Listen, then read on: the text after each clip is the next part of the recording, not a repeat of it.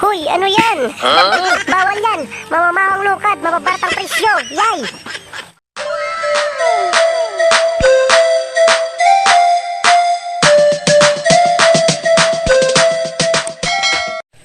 Ayan, welcome back mga kachapsoy sa aking YouTube channel na Maestro Waray. At kung bago ka pa lamang sa aking YouTube channel, do not forget to subscribe and hit the notification bell para palagi kayong updated sa lahat ng mga videos na aking i-upload.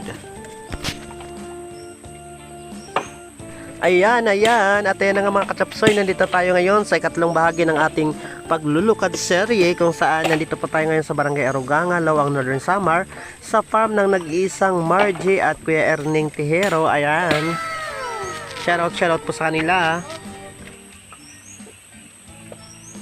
Balikan lang po natin mga kachapsoy yung mga bahagi ng paglulukad. Una po yung pagpitas po ng mga bunga ng niyog sa sa puno ng niyog. Ang niyog na baog.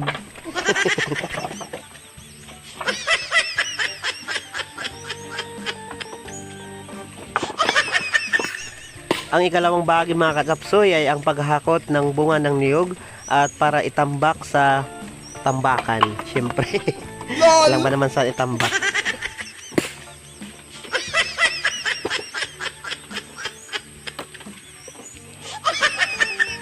Ang sunod na ginagawa mga kachapsoy ay ang pagtatanggal ng balat ng bunga ng niyog mula sa bao para yan, para sa bao talaga. Bao ng ulo mo.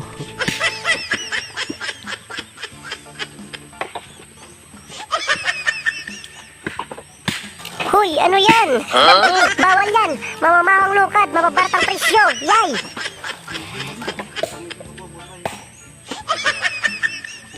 Sunod na ginagawa mga kachapsoy ay ang pagbabagtak. Yung pagbibiyak po ng mga bunga ng niyog para parang ganyan. Ayan na mga kachapsoy. Yan, mga binabagtak na yan, mga binagtak na yan. Ayan mga kachapsoy, pagkatapos pong biyakin ng niyog, ayan o, ganyan na po, ilalatag na po yan sa tinatawag na lunan. Ang lunan po ay, yan po yung lutuan ng mga kopra. Ayan o, ilalatag sa ganyan, tapos pausukan po ng ilang oras. Matagal po mga kachapsoy bago maluto po ang tinatawag na kopra. At talagang matyaga pong binabantayan po yan ng mga ng mga magsasaka. Ganyan o.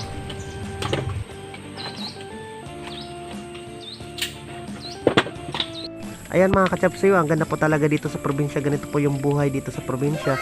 So refreshing and so relaxing. Ayan mga kachapsoy, nandito tayo habang nakaantabay tayo habang niluluto po yung kopra.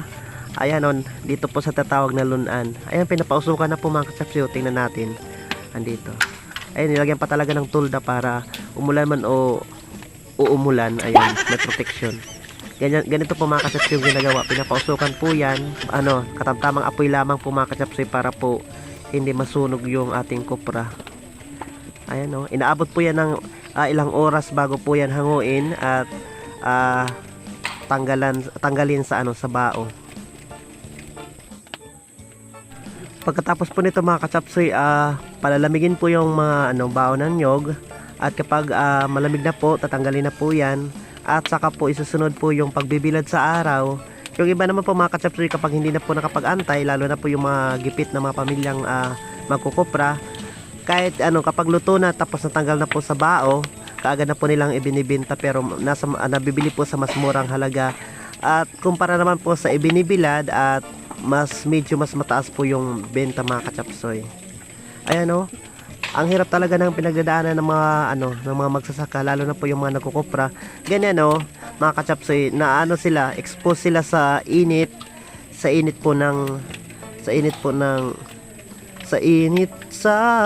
magdamag.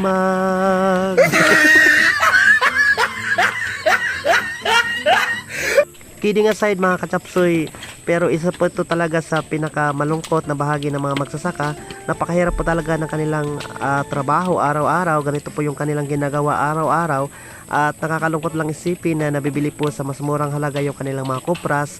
At isa po ito sa panalangin ko na sana dumating po yung araw na mahal po, sapat po, at tiyak po na maganda po yung bayad sa mga magsasaka, lalo na sa kanilang mga kopras, para naman po kahit papano maibsan yung kahirapan ng ating mga kababayang magsasaka, hindi lang dito sa bayan ng Lawang, Northern Samar, pito. Pero pati po sa sa lahat po ng mga kababayan nating magsasaka sa buong Pilipinas at sa buong mundo. Ayan mga kachapsoy. Shoutout po sa inyo. Napakahirap po ng gagawin ninyo mga kachapsoy. Yeah, break it down you. Consuelo de Amor mga kachapsoy, dahil kahit papaano malaking tulong na rin po ito sa mga magsasaka na kahit papaano may pangkabuhayan sila, may kukunan sila ng kanilang pang-araw-araw na pangailangan, pambili ng bigas, at malaking tulong na rin po ito sa kanila mga kachapsoy, lalo na po ngayon na sobrang mahal po ng mga bilihin at sobrang mahal po ng mga bayarin mga kachapsoy.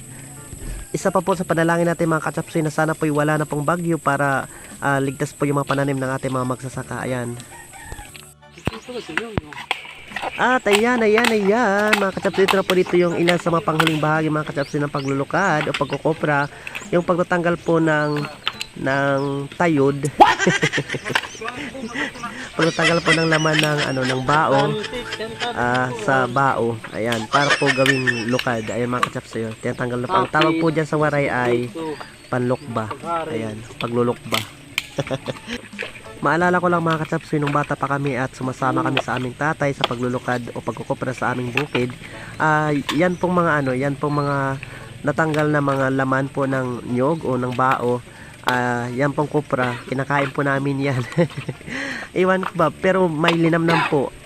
Comment down below sa ating mga kababayang waray nun kung nakarelate kayo sa inyong maestro waray. Basta kinakain po namin yan, malinamnam po ang lasa. Tapos kahit nga po minsan kahit po yung mga nakabilad na po sa kalsada, ayan, yung malapit nang i-ibenta ng mga kopra, kinakain po namin.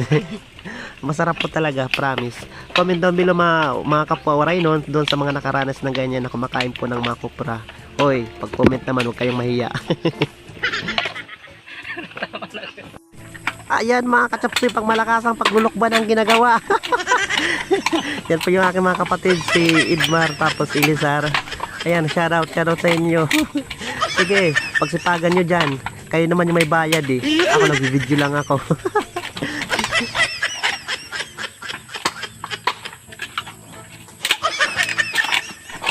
Ayan mga kachapsoy, pwede na pong ibenta yung mga natanggal na kopra mga kachapsoy kung nagmamadali po yung mga magsasaka o magkukopra natin. Pero kung gusto pong medyo mahal-mahal po yung bayad, ibibilad pa po yan, pagkatapos saka pa lang po ibibenta mga kachapsoy. Pero doon tayo excited sa pagbibenta mga kachapsoy kasi doon bumibili ng ulam. Bumibili po ng karning karabaw. Kalabaw po. Ito po yung usong karne dito. Tapos ayun, magtutula na. Tapos inuman na kaagad mga kachapsoy. Ayan, shoutout po sa lahat mga supporters ng inyong Maestro Waray. Maraming salamat po sa inyong patuloy na pagsubaybay sa nag-iisang Maestro Waray. Ayan, thank you.